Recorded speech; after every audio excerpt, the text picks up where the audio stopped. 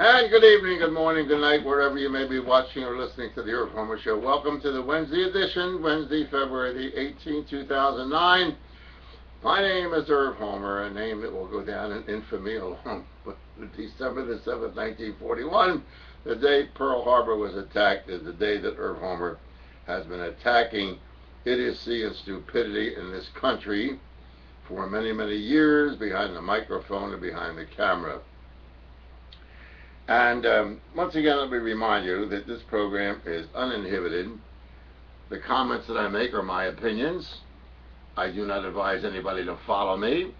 What I do is advise you to think for yourself, educate yourself, and learn when you're being snockered by government, by news media, by radio, television, things that you read.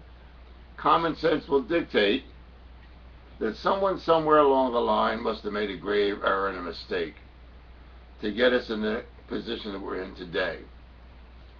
However, that being said, my usual attack on this program is toward an industry that has been very good to me, and that is the broadcast industry. And the deterioration of the broadcast industry to what it is today, called talk radio. And the more I listen between the intervals of Monday, Wednesday, and Friday when I do this program, the more I can conceive that what we have behind microphones and television cameras today, especially those on the right, are complete and total idiots. While they sit and criticize those on the left criticize those on the right, and they are also idiots, because they just don't have the faintest idea of what the hell they're talking about.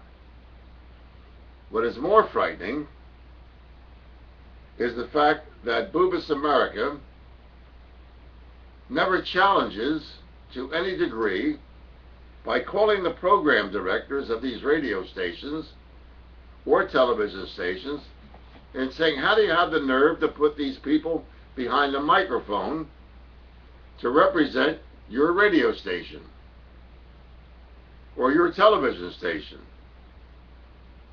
And for people like me who hear advertisers advertising on stations and people who they support, I cannot buy their product. I don't mean boycott. I don't believe in boycotts.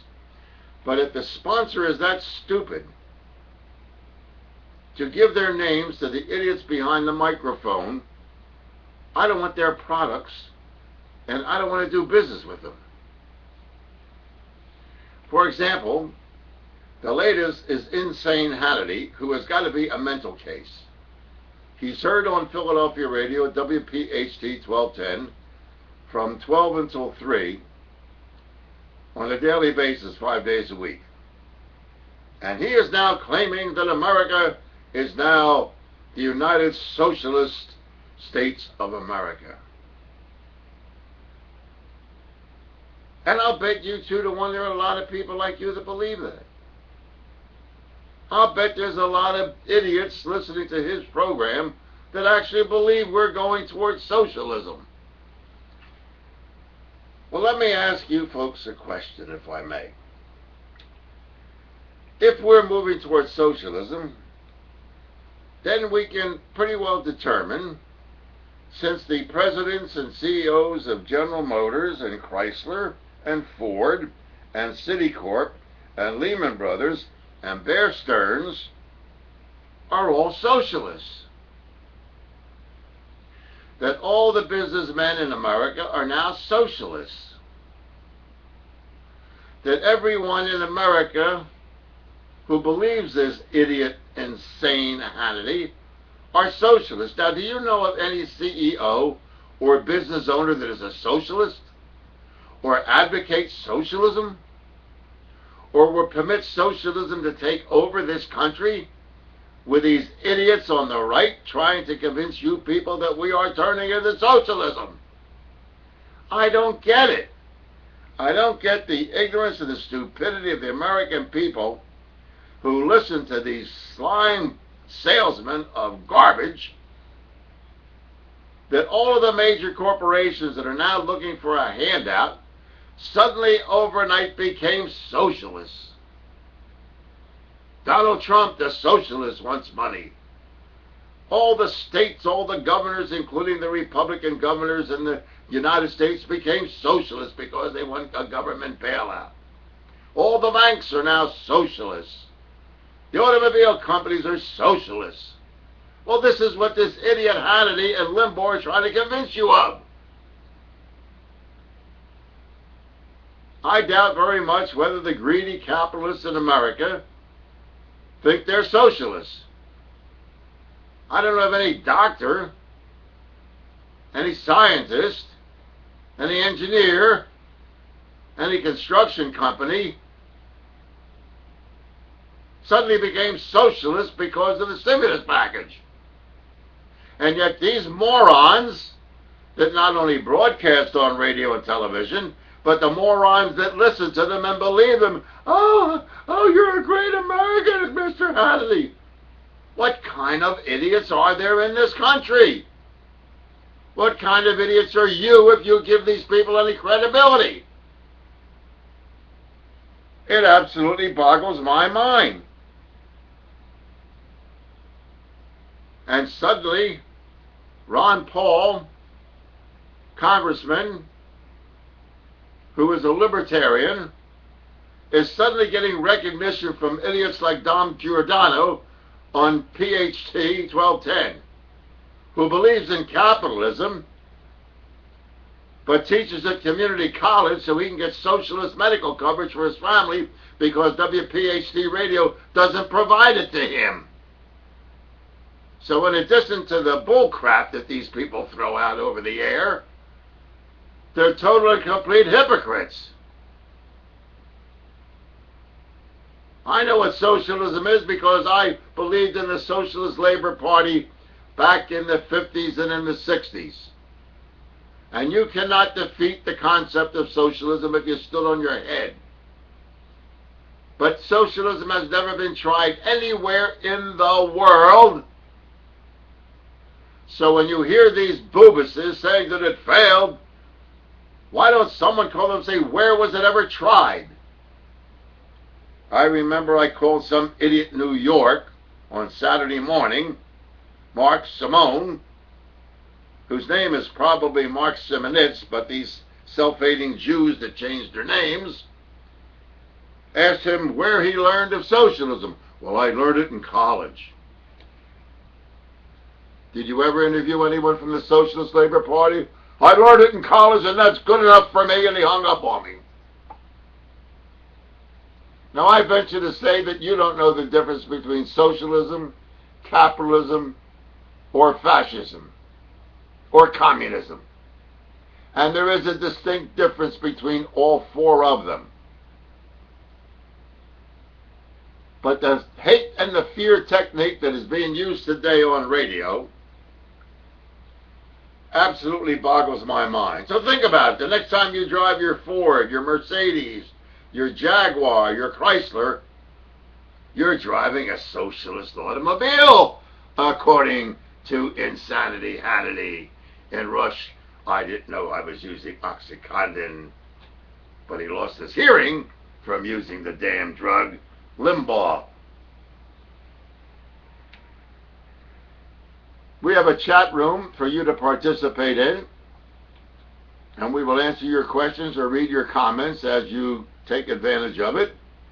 We also have a telephone number, 215-253-8877. And the more the stimulus package is proposed and discussed, the more the idiocy of the right is being displayed by their nonsensical programs and comments. What frightens me more than anything else is the idiots who think they're brilliant vote. Well, you voted for George Bush and got an 8-year war that you're still paying for. A war that, according to the latest news, President Barack Obama will be sending an additional 17,000 troops to Afghanistan the possibility that we may go into war against Pakistan, at least the southwest part of Pakistan. So there isn't a dime's worth of difference between the two political parties. The Bush Republican administration bankrupted the country with an 8-year war, and the Democrats under Barack Obama are going to help finish it. And you'll sit there and pick your nose and scratch your ass and you say, well, Rush must know what he's talking about, and Henry must know what they're talking about, and Gallagher must know what they're talking about. What have you learned from any of these people? Have you learned a solution from any of these people that you listen to and watch? Even those you read about in the paper. And when someone does write a halfway decent column in the paper, do you ever read it or quote it? Or take advantage of the information they put out? Or do you pay attention to the after-problem huckster that are on radio called investment advisors? The local area has the preponderance of these, quote, investment advisors and portfolio advisors and portfolio managers. They're all over the country. They're like horse manure at a racetrack. Well, my question is, if they were so brilliant, all over the radio dials you will find these guys buying radio time, being guests on programs, giving advice on investments. Of course, they make money on them. And with all of these geniuses in the 50 states and over 7,000 radio stations, the country still went to hell, didn't it? Well, what the hell are they advising their investors? The latest proposal of the president will be the bailout of various mortgages in the home building industry. I heard one idiot tonight on the 6 o'clock news, or the 6:30 news on the national news. Well, the biggest problem is those houses that have reduced their value, where the mortgage is higher than the market value of the house. Wrong. Wrong again. The value of the currency that has been fraudulent currency since 1913 is what caused the devaluation of the market value of the property. You need more of those fake dollars to pay for the house that is now reduced in market value because the money that bought it originally was fraudulent money.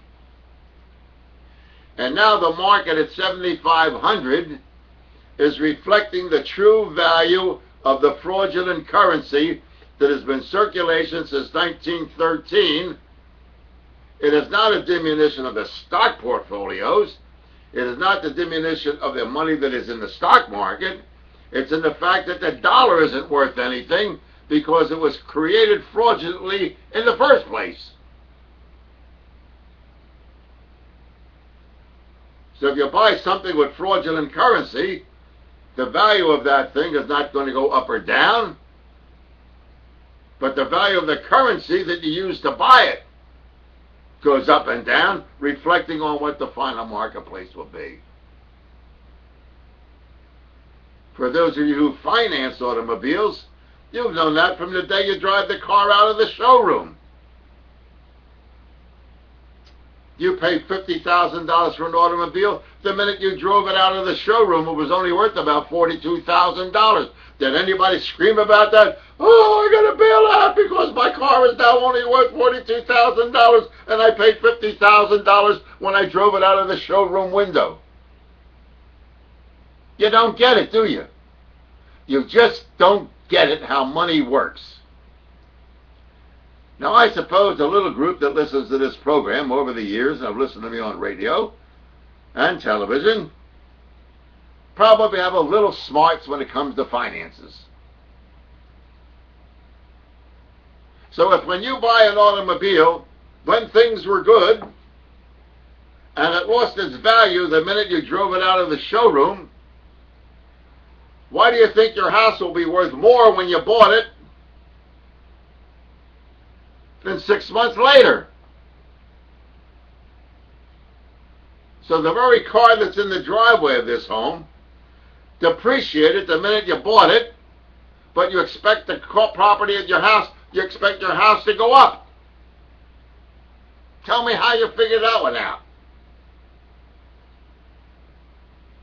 I don't get it. Is there a shortage of houses? No. Is there a shortage of automobiles? No. It's the fact that you bought the automobile and the house with false money, false currency, fake money. And now the chickens are coming home to roost for what I've been screaming about on radio for years.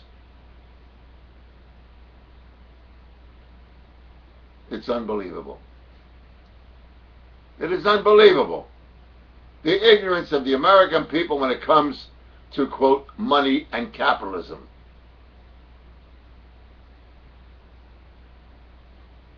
I've said two things in my broadcast career, and I've caught in hell from radio station owners and program directors and investment people on the program, on the radio station.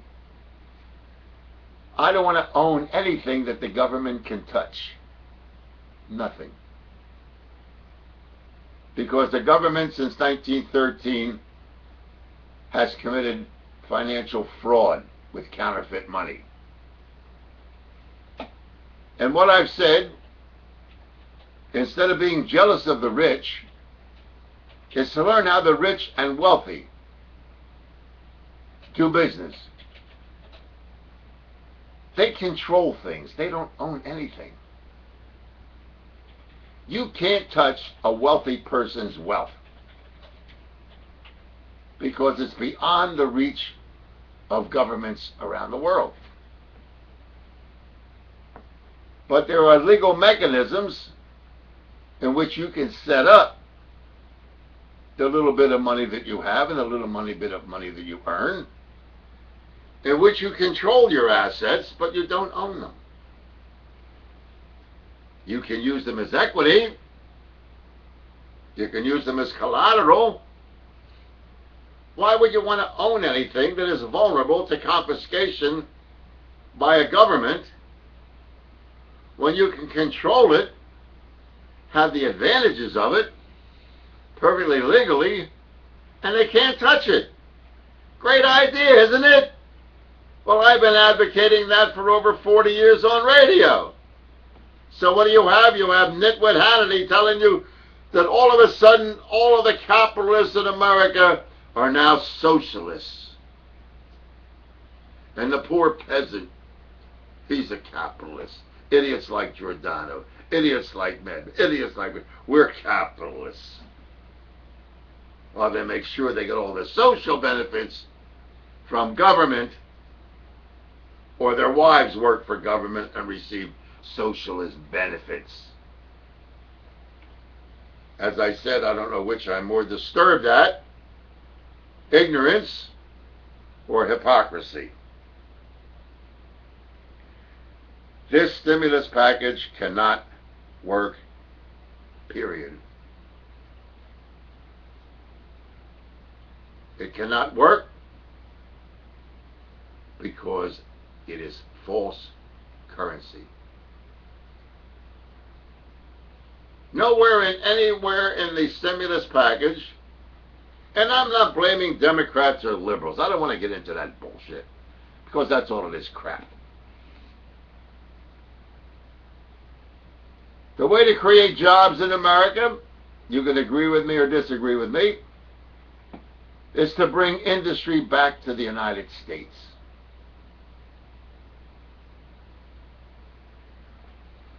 I have some shirts. I'm not hard on clothes. A lot of people are rough on shoes, rough on suits, rough on... I'm not. I have some brand new shirts. You can't button them.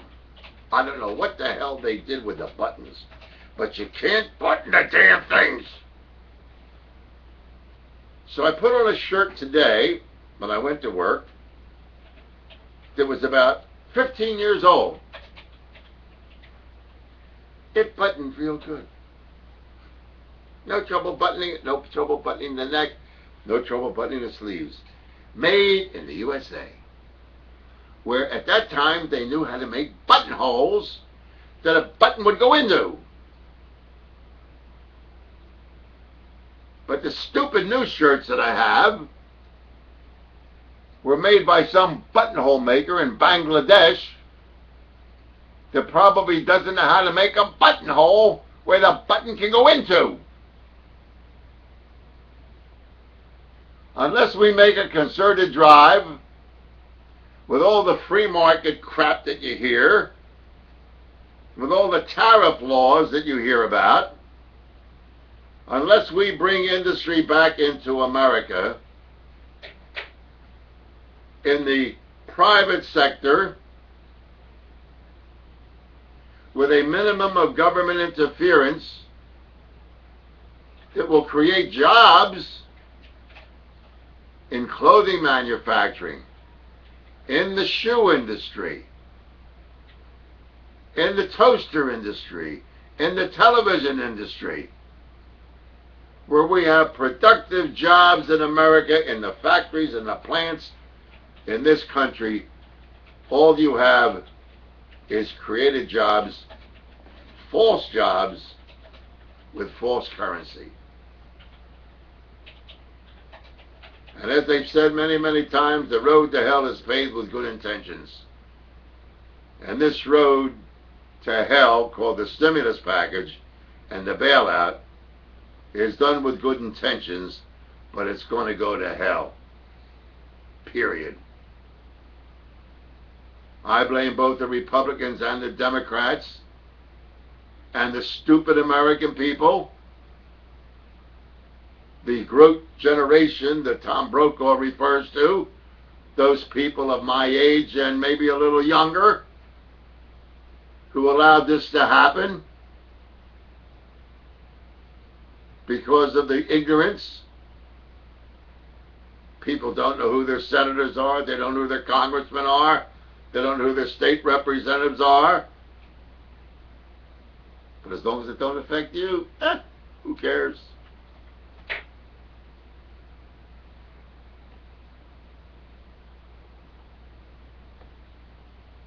So who listens to me? The people who have listened to me over the years send me email and thank me for paying attention to the things I was saying. And once again, I don't advocate you following me any way, shape, or form. I'm not your leader. The only leaders in America are the dogs, so you lead them so they don't poop on your neighbor's lawn.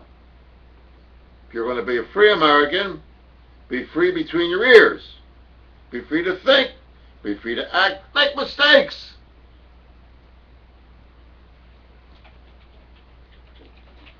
Show me somebody who never made a mistake.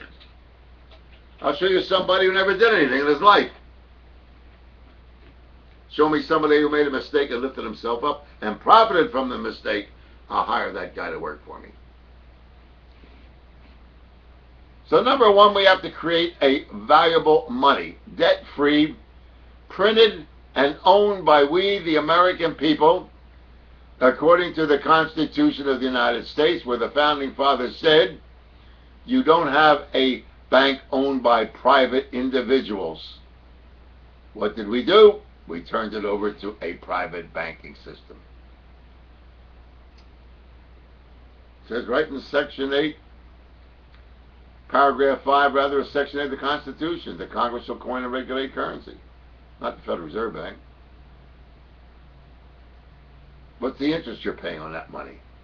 How long is it going to take to pay it off? Where are they going to get the money from to loan to you? They print it! Well, why don't we print our own money and spend it ourselves? Second, we've got to bring industry back to America. We've got to establish a work ethic.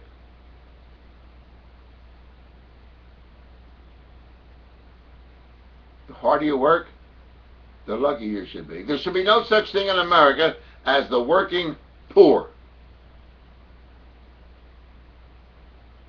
But under capitalism, ladies and gentlemen, that you love so much, these idiots on radio and television, if you take a look at the history of America, you need slave labor in a capitalist society to do the menial work. If you want to do something, God forbid, learn something about what made this country great, read the history of America's immigration laws. How did the government over the years, the wealthy people of America, the robber barons, determine who to let into this country and who not to let into this country under the immigration laws? You ever think about that? Well, it was done by design. It was done by design. When we needed tradesmen, stonemasons, marble workers, people with artisan skills in hard substances, we brought the Italians into America because they were skilled in the knowledge of how to deal with marble and granite, and we brought them in under our immigration law to benefit America. At one time, if you were an Irish Catholic, you couldn't get on a police department in America. When we needed law enforcement, we brought in the Irish Catholics on the potato famine, it was called. When we needed the railroads built in America, we brought the Chinese in that built our railroads. When we needed a monetary system, with all the discrimination, the hatred of Jews, they brought Jews into America because they were the ones knowledgeable in finances. All of the reasons that I gave you of why the immigration authorities brought certain people in was because of the culture and the history of the ethnicity of these people. There's a reason that the Irish were skilled in law enforcement. There was a reason that the Italians were skilled in hard rock artisanship. There was a reason that they brought in the musicians, the sculptors, the laborers. To study the history of the immigration of this country, it'll boggle your mind. Nothing is a coincidence and nothing happens by happenstance.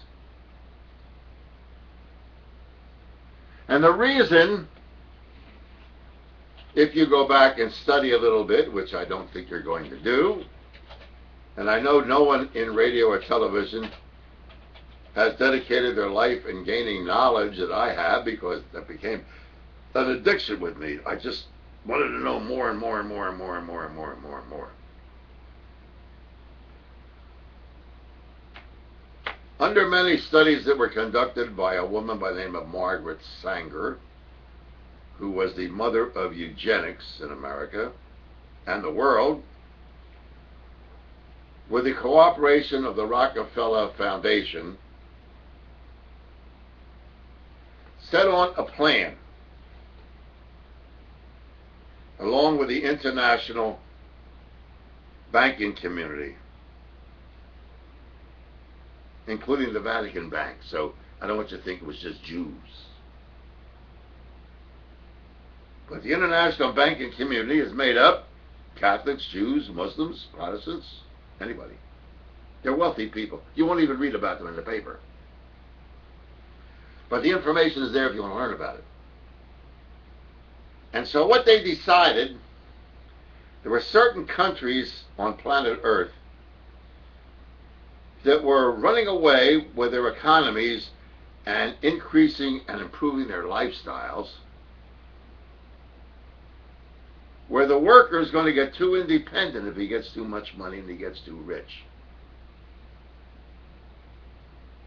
See, the last thing a capitalist society wants, or a dictatorship wants, is for people who work to be financially independent.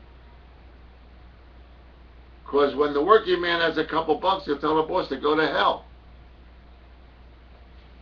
Right? I went through 7 owners in the radio business. I know what I'm talking about. I was a valuable hunk of meat on the market, so I didn't give a rat's ass. My job was to make money for the bosses, and their job was to pay me for it. And I didn't care whether they liked me or whether they didn't like me. I wasn't their friend. I wasn't part of this family. A lot of people fall victim. Well, they were family. We're all brothers. We have to work. That's bullshit. You better cover your own ass when you're working in a capitalist society. So getting back to the Margaret Sanger Rockefeller Institute,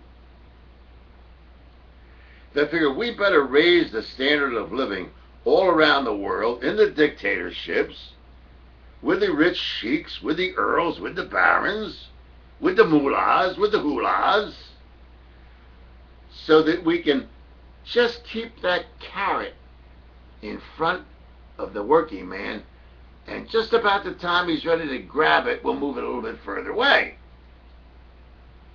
But in the meantime, we'll improve his living conditions and his working conditions gradually. Well, as I've said many times, the best laid plans of mice and men oft-time go astray. Certain countries like the United States zoomed ahead, England zoomed ahead, now China's moving ahead, India's moving ahead. So all these countries were moving ahead. And the working man was getting too damn independent. Unions were too powerful. They were telling the coal miners industry, the coal miners demanded a living wage. Going down into the bowels of Pennsylvania, a mile below the surface of the earth, breathing coal dust, getting asbestosis, getting other damn disease, while the oil energy barons were making gazillion dollars. Maybe some of your grandfathers and great-grandfathers and fathers even worked in them slop coal mines. No safety equipment, no benefits. The coal mines not only owned the coal mines, they owned the house that the worker was living in and owned the store that he had to buy groceries to feed his kids with. That's what made America great. Economic slavery. All this bullshit about free enterprise, that's crap. Every once in a while, somebody slipped out of the coal mine and became a coal mine owner. So now the coal miners are too independent. I'm not going down that damn thing. I want lights. I want oxygen. I want safety equipment down there. I want to have benefits for me and my family if I get some type of coal dust or something. That's no good for the coal boss owner, the energy owners. How dare them coal miners that work in them sweat? How dare them want a living wage? How dare them worry about lung disease? How dare the companies like DuPont and John Mansfield make asbestos, knowing damn right well that it caused lung cancer, but we needed the slaves that worked in there so DuPonts could own gazillion dollars and Mansfield could own gazillion dollars. But just remember the bullshit that had, if it wasn't for the rich, the poor wouldn't have a job. Poor people don't create jobs. No, poor people get the asbestosis, poor people get lung cancer, and the rich people live in Bar Harbor and buy million-dollar yachts.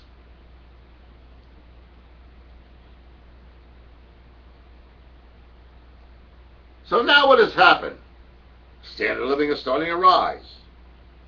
Standard of living is going up. Workers are getting too damn independent in the world. So let's cause some type of economic destruction,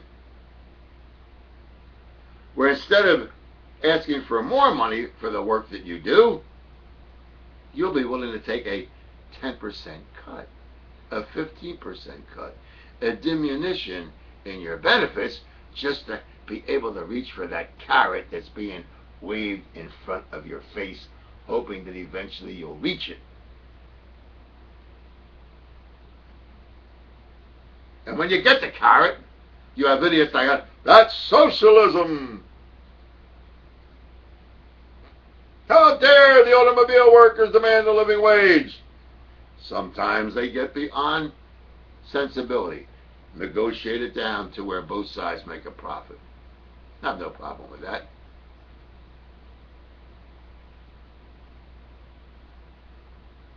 So what has happened around the world? The working people are starting to lose the little bit of capital investment they've managed to squeeze. They managed to grab the carrot a little bit. And they couldn't grab the carrot with the money they were making, because people basically were living frugally, where you had to put 1/3 down to buy a car, 20% down to buy a house, FHA mortgage, GI Bill, conventional mortgage. Was it good enough? We weren't getting the suckers enough. Let's come up with something really to stick it up their ass. We'll give them prime rate mortgages. We'll give them inflated real estate.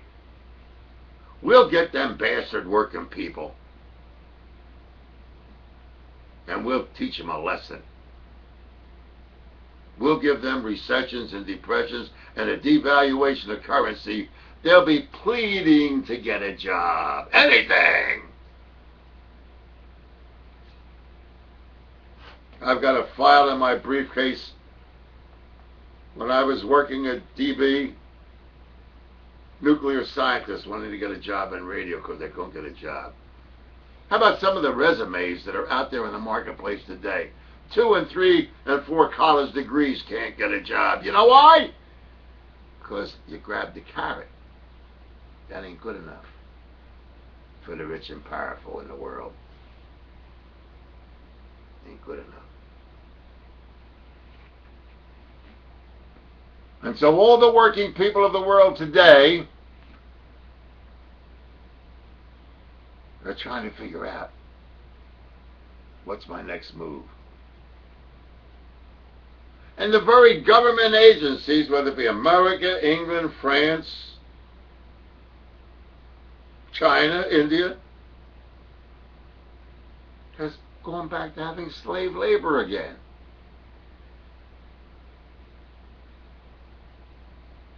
You have a family of 4. The husband works 2 jobs. The wife works 1 job, and they're losing their house. Makes a lot of sense, doesn't it? You think that was by accident that this nonsense was created? When women were given the right to work and saying, we'll let the babies be raised by somebody else. Let's not talk about Miss Salomon, who has 14 children. Let's talk about the woman who has 2 children, who has to make sure that when the kid's 3 years of age is in a daycare center being raised by a total stranger, so her and daddy can live in a home that they can't afford.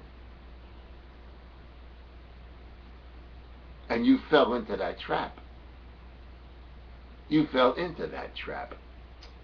And it was by design to prevent you from ever getting a hold of that carrot.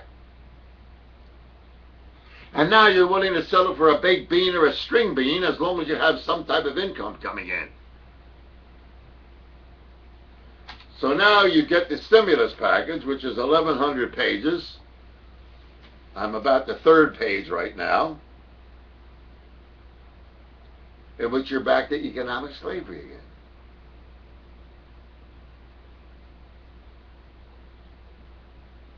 This was done by design around the world. What you will learn from shortwave broadcasting, I don't mean the Alex Jones nutcase, who gives about 1/3 truth and the rest alleged projections. I mean the real facts. From liberal organizations like the International Human Rights Watch. which is a non-profit organization made up of social, financial, and religious leaders around the world, looking at the inhumane conditions that the working man is suffering from. And one of the countries that they just did a complete and total study of for 4 years is the oil-rich country of Dubai, where in about a year or so, the world's tallest building will be completed. I mean, it is a monster. The construction work that is going on in Dubai, including creating a whole new island of homes out of the bay and the ocean, costing millions and billions of dollars that we're paying for every time we put gas in our gas tank, is being built with slave labor. 30,000 workers imported into Dubai, some paying as much as $2,000 to get a job that pays $300 a month. They live in, excuse me, worse conditions than barracks. 6 and 8 men in a room, supplied by the Dubai government and the companies that employ them to pay off the $2,000 to the government of the Philippines, Yemen, Lebanon, building this gorgeous country of Dubai with slave labor. Slave labor only works in capitalism. The only thing is, you don't know you're a slave. So what happened? You finally got a 401k, you felt good. You had an IRA, you felt good. You had matching funds from your employer, you felt good. Teachers Union, under the Comprehensive Annual Financial Report of the state of Pennsylvania, had a $43 billion reserve fund. Now it's down to $23 billion. Working man under capitalism ain't never going to have security. And so when they realize that they can't raise the standard of living all over the world, because the working man may get too independent, we better do a 180-degree turn and lower the standard of living around the world. That not only goes for, when I say working people, I mean a small businessman that may have 30 employees, 50 employees, 10 employees. He's a working man. He works harder than his employees do. Guy with 10 employees, I guarantee you, puts more hours a week in than his employees do. So you're a working man, Mr. Small Businessman. You got the little grocery store in the corner. You want a Wawa franchise. You want a dry cleaning store. You want a little restaurant. You work your ass off to make a living. And you may have 5, 6, 7 employees. Never go to your local diner, open 24 hours a day, subject to every thug with a gun. They work hard. Small business people work hard. But even you lost your investment, didn't you? Because you were getting too independent. That's why this standard of living must be reduced. People who want to retire at 55 and 60 now say, my retirement money's gone. I'm going to have to work a little bit longer. You ain't allowed to be financially independent in a capitalist society. You ain't allowed to be that way.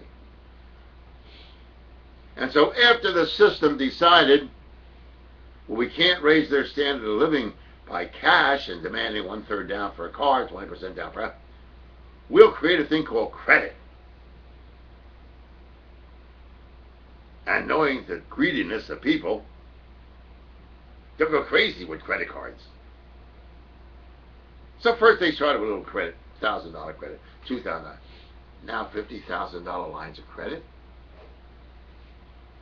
to maintain the lifestyle that you can't afford because your income did not go progressively up to match the cost of living. So they invented the credit card so that your debt can go up like that while your income remains here. And what do you hear on radio and television today? Commercials. If you owe more than $10,000 on your credit card, we can save you. When the hell did you ever hear that? I never heard a commercial like that in all the years I was in radio. Never did a commercial. Do you owe the IRS more than $10,000? Well, get in touch with us. We're the boys that'll solve your problem. These bastards are the ones that work for the IRS that got you in trouble in the first place. Now you're going to go give them more money to get you out of something you should have been in the first place. How dumb can some people be? They should be banned from broadcasting their commercials. You have an invention? Give us $4,000. We'll show you how to market. No, if I got a good invention, you pay me $4,000 for it. I'll let you market it. This is the nonsense and the idiocy. Next to the guy that's going to sell you, he's going to name a star after you. Isn't that a good one? Send me $65 and I'll name a star after you. Well, send me $10, I'll name the fire plug outside so your dog can piss on it.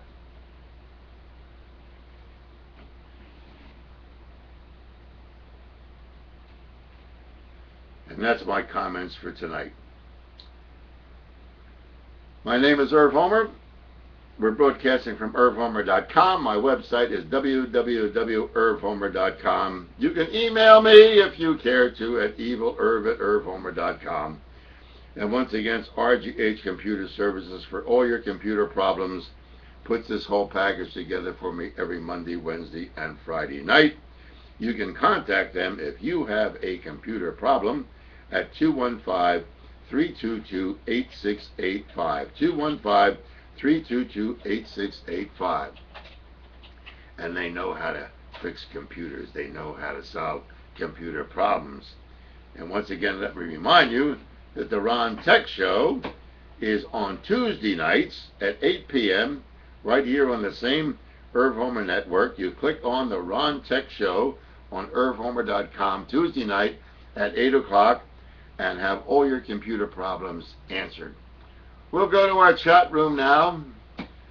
And our first statement is, Irv, if you commit a crime and get sent to prison, and while you're in prison you get brutalized by other inmates, can you sue the state? And the answer is no. States' government has what is known as sovereign immunity.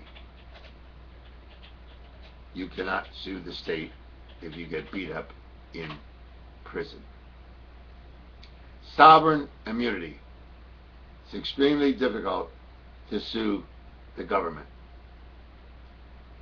There are many companies today trying to sue them for the Iraqi war. What you are saying, Irv, about bringing back the industry to the U.S. is correct, but it ain't going to happen. You know it and I know it. Well, revolutions take about 25 years.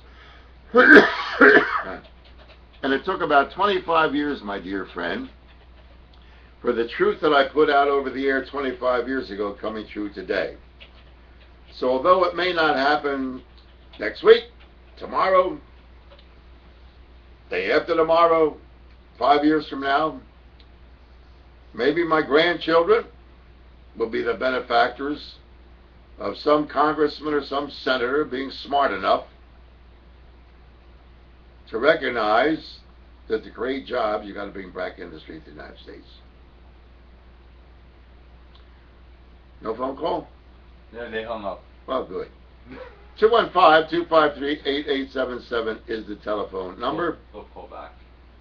Let's go to our next thing. Irv, eventually these Federal Reserve notes will become worthless when they issue some other currency, Emeros or whatever. How will they assign a value to the new currency? They'll, first of all, the Amero, forget about it. That will never happen any more than international currency. The government will redeem the Federal Reserve notes that are on the market today for the face value of what that currency is. The difference being is it will be debt-free. there won't be any interest on the United States currency printed and distributed by the United States government, owned by the people. Remember we said we the people of the United States? Well, we the people will control our currency. We will pay off the debt to the Federal Reserve unamortized. Federal Reserve debt today is what, 11 trillion, 110 trillion? That's an amortized debt. The real debt is probably about $5 trillion. So if the United States, within the next 30 days, say we're going to print our own currency, coin and regulate our currency, we'll pay off the Federal Reserve, which will be 100 gazillion times cheaper than what the national debt is, less the interest, there'll be a value to the new currency, so you won't lose anything. Again, Irv, you are correct about the false currency, but what do you think the odds are of bringing back a constitutional currency to this country? Slim to none, unfortunately. Well, I hear this negativism, but I'm old enough to remember the negativism, my dear friend, when I served in the military fighting for the freedom of people in Germany and in Japan, while our army during World War II was segregated and I was not allowed to have a black in my barracks because I was a white hunky. And 65 years ago, blacks were driving trucks and doing menial jobs in the army while they couldn't ride on a trolley car in Philadelphia. So I'm sure that many blacks, including the Reverend Wright, who was an old fart like me, who everybody got bent out of shape about, but I wonder how Rush Limbaugh or Hannity or any of these people, how would they feel if their fathers and mothers were not permitted to ride in the front of a bus?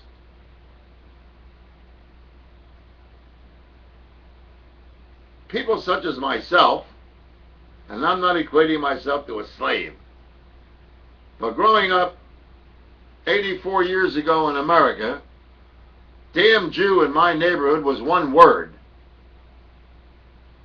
And if you go back into the archives, my dear friend, and take a look at the Philadelphia Bulletin and the Philadelphia Record, that's probably on the archive internet, you will see in the real estate section where real estate was sold that said no Jews, no Catholics, no blacks need apply in the paper.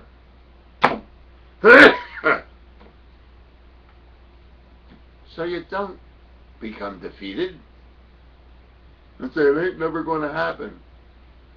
Well, in the White House there's a black man there now, and our first lady's a black lady, and I guarantee you that Martin Luther King or the old blackies that used to work for me as janitors never thought they'd see a black man in the White House. So maybe sometime, my dear friend, with your negativism, we may see industry back in the United States, and we may see real currency owned and controlled by we, the people, like the Founding Fathers ordained it to be. So have heart, my dear friend. Uncle Irv, we both agree with libertarian conservative views. However, you have stated that you disagree with some libertarian foreign policy until the world votes for the U.S. to be the policeman of the world. Isn't it time to retract our empire to at least save our economy? My disagreement with the Libertarian Party on foreign policy is this.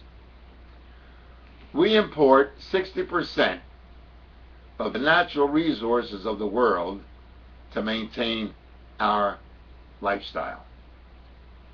Tungsten and other type, copper, other type of materials that we need. Until we can find an alternative to the natural resources that we need to maintain our lifestyle, we cannot afford to be independent of foreign policy and live within our borders. So that is the reason that the Libertarian Party doesn't take into consideration the requirement to maintain our lifestyle to have the natural resources that we desperately need to maintain our lifestyle. Irv, here's an example perfect balance between management and labor, Southwest Airlines. They're the most profitable airline in history, and yet they are the most heavily unionized airline in the industry. The answer is for management and labor to understand the mutual benefits and risks. No question about it. But you also must remember, my dear friend, that Southwest Airlines, with cooperation with the unions, told the government to go to hell and petitioned the courts for the air rights to fly where they wanted to fly. They broke the monopoly of the major airline companies. But that was done between the union of Southwest Airlines and industry. There must be a cooperation between labor and management with the exclusion of government interference so that it is a win-win situation. And we'll get into the reason that we are going toward a state capitalist society, not socialist, not communist, state capitalism, which is the most vicious form of government you've ever seen. But when you have idiots on the air talk about socialism, it scares you. I only hope you educate yourself. Don't be so defeatist that it ain't never going to happen. It will happen if enough people question these idiots on radio, question your congressmen and senators when you see them say, how can we bring industry back into the United States, not create new jobs here? How do we bring back our mills? How can I buy a shirt made in America, a suit, a pair of shoes, a pair of sneakers?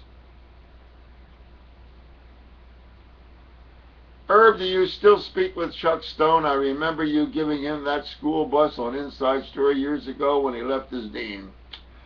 No, unfortunately, I haven't been in touch with Chuck for years. Chuck, did become an ordained minister after he left the field of journalism.